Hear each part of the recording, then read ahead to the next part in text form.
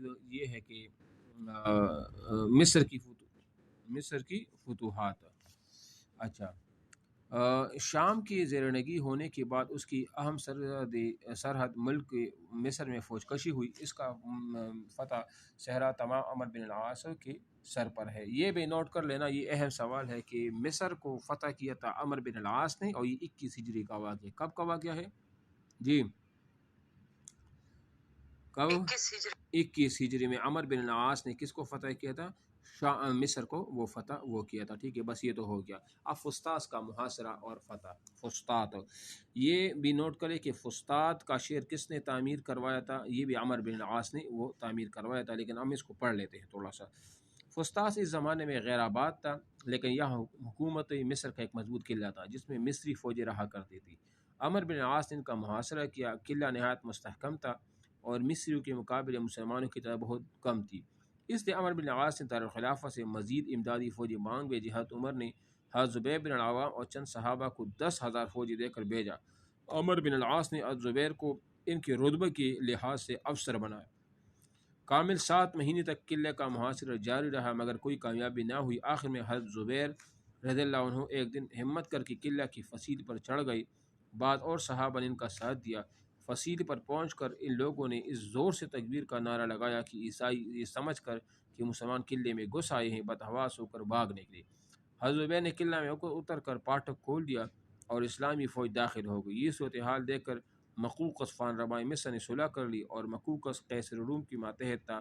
قیصر کو اس مصالحت کی خبر ہوئی تو اس نے مقوقس کو لکھ بھیجا کہ اگر تم مسلمانوں کا مقابلہ نہیں کر سکتے تھے تو رومیوں کی تعداد کیا کم تھی جو تم نے صلح کر لی. وہ اسی وقت ایک لشکر گراں قسطنطنیہ اسکندریہ جو ہے نا وہ روانہ کر دیا اس نے. بات یہاں تک سمجھ آ گئی آپ کو؟ ہاں جی، ہلو جی سر آ گئی ہے. اچھا، اب آ جائے اسکندریہ کی تسخیر، یعنی اس کو فتح. مکوک کا صلح پر قائم رہا، اس سے اب گوئے مسلمانوں کا مقابلہ رومیوں سے تھا. رومی فوجیں اسکندریہ میں تھی، اس لیے 21 ہجری میں عمر بن العاص نے فسطاط کی فتح کے بعد اسکندریہ کا وہ رخ کیا. تو فسطاط کا شہر بھی یہ مصر کا ایک حصہ تھا. یہ بھی 21 ہجری کو عمر بن العاص نے وہ فتح وہ کرایا تھا. راستہ میں جا بجا رومیوں اور ان کے ساتھ قبطیوں نے روکنے کی کوشش کی لیکن مسلمان برابر چلتے رہے. مقامی کریوں میں دونوں کا سخت مقابلہ ہوا. مسلمانوں نے نہایت فاش شکست دی. اس کے بعد کسی نے راستے میں روکنے کی ضرورت نہ کی اور مسلمان نے اسکندریہ پہنچ کر اس کا محاصرہ کر لیا. مقوقس فرمان روا نے مصر بذات خود لڑنا نہیں چاہتا تھا، لیکن قیصر روم کے خلاف خوف سے نہ اعلانیہ گزشتہ صلح پر قائم رکھ سکتا تھا اور نہ کوئی دوسری صلح کر سکتا تھا. اس لیے وہ بظاہر مقابلہ میں ڈٹا رہا، لیکن خفیہ عمر بن العاص سے طے کر لیا کہ وہ اس کی قوم اس جنگ میں اس دل سے شریک نہیں ہے، اس لیے قبطیوں کو کوئی نقصان نہ پہنچ پائے. چنانچہ قبطی خفیہ مسلمانوں کی مدد بھی وہ کرتے رہے. عرصہ تک اسکندریہ کا محاصرہ جاری رہا مگر کامیاب نہ ہوئی. حضرت عمر کو بڑی تشویش ہوئی تھی. انہوں نے عمر بن العاص کو خط لکھا کہ معلوم ہوتا ہے کہ وہاں کی قیام کے اثر سے تم لوگ عیسائیوں کی طرح عیش و عشرت میں پڑ گئے ہو، ورنہ فتح میں اتنی دیر نہ ہونی چاہیے.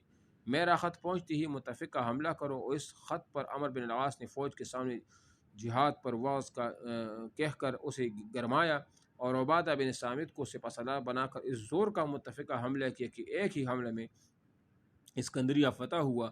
اس وقت عمر بن العاص نے حضرت عمر کو فتح کی اطلاع بھی وہ بھجوا دی تھی. بات سمجھ آ رہی ہے آپ کو کہ نہیں؟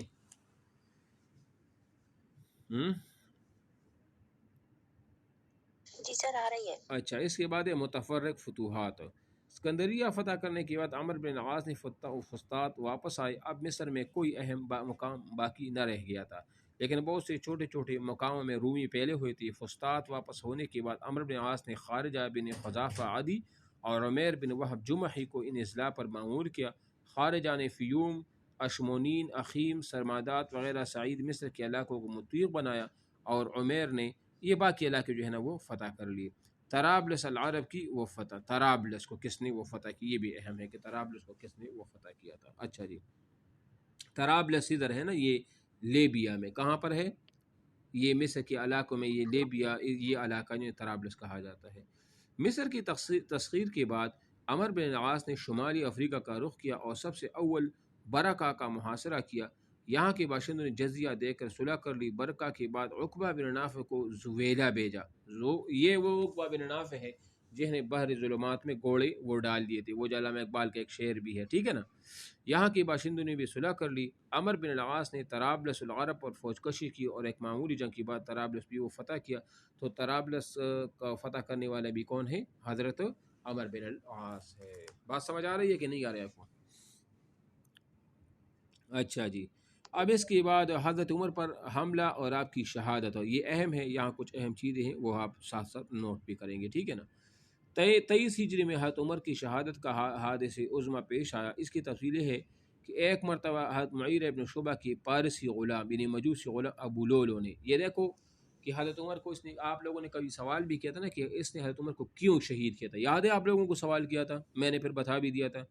تو اب یہاں پر وہ آپ کا سوال یہاں بھی وہ حل ہو جائے گا. ٹھیک ہے، وہ سوال یہاں پر آپ کا حل ہو جائے گا. دیکھو حضرت عمر سے شکایت کی اس نے کہ اس کے آقا کون تھا؟ یعنی معیر ابن شعبہ اس سے بہت بھاری وصول کرتے ہیں اور اسے کم کرانے کی درخواست کی. آپ نے پوچھا کتنا محصول لیتے ہو؟ ابو لولو نے کہا 2 درہم روزانہ. پوچھا تم کیا کام کرتے ہو؟ اس نے کہا کہ میں آہن گری، نجاری اور نقاشی مطلب لوہار ہوں. فرمایا ان پیشوں کے مقابلہ میں یہ رقم زیادہ نہیں ہے. اس فیصلہ پر وہ ناراض ہو کر چلا گیا. دوسرے دن فجر کی نماز کے وقت خنجر لے کر مسجد میں آیا. جیسے حضرت عمر نماز شروع کی، ابو لولو نے دفعتاً بڑھ کر مسلسل 6 بار کی. حضرت عمر زخمی ہو کر گر پڑے. آپ کی جگہ حضرت عبد الرحمن ابن عوف نے نماز تمام وہ کرائی. تو یہ بھی آپ نوٹ کر لیں کہ حضرت عمر نے باقی ماندہ نماز کون پڑھایا؟ حضرت عبد الرحمن ابن عوف نے. ٹھیک ہے نا. مگر کچھ لوگ نے ابو لولو کی گرفتار کرنے کے لیے بڑے، اس نے انہیں بھی وہ زخم کر دیا، مگر آخر میں پکڑا گیا. گرفتاری ہوتی ہی اس نے خودکشی کر لی. تو یہ بھی ذہن میں رکھ کے اس نے خودکشی کی تھی. نماز فجر کی نماز تھی، یہ بھی نوٹ کر لے. نماز تمام ہونے کے بعد حضرت عمر اٹھا کر لائے گئے. پوچھا میرا قاتل کون تھا؟ لوگوں نے عرض کیا فیروز. فرمایا الحمدللہ میرا قاتل مسلمان نہیں ہے. زخم نہایت کاری تھا، بچنے کی کوئی امید نہ تھی. آپ کو آقا نامدار کی قربت میں دفن ہونے کی بڑی تمنا تھی، اس لیے اپنے صاحبزادی عبداللہ کو عائشہ کے پاس حجرہ نبوی میں دفن ہونے کی اجازت حاصل کرنے کے لیے بھیجا. حضرت عائشہ نے فرمایا یہ جگہ میں نے اپنے لیے مخصوص رکھی تھی، لیکن عمر کو اپنے اوپر ترجیح دوں گی. عبداللہ واپس ہوئی، یعنی اس کا بیٹا آئے. آپ نے پوچھا کیا جواب لائے؟ عرض کیا جو آپ چاہتے تھے. فرمایا سب سے بڑی آرزو یہی تھی میری. جانشین کا مسئلہ، کس کو اپنے بعد خلیفہ وہ بنایا.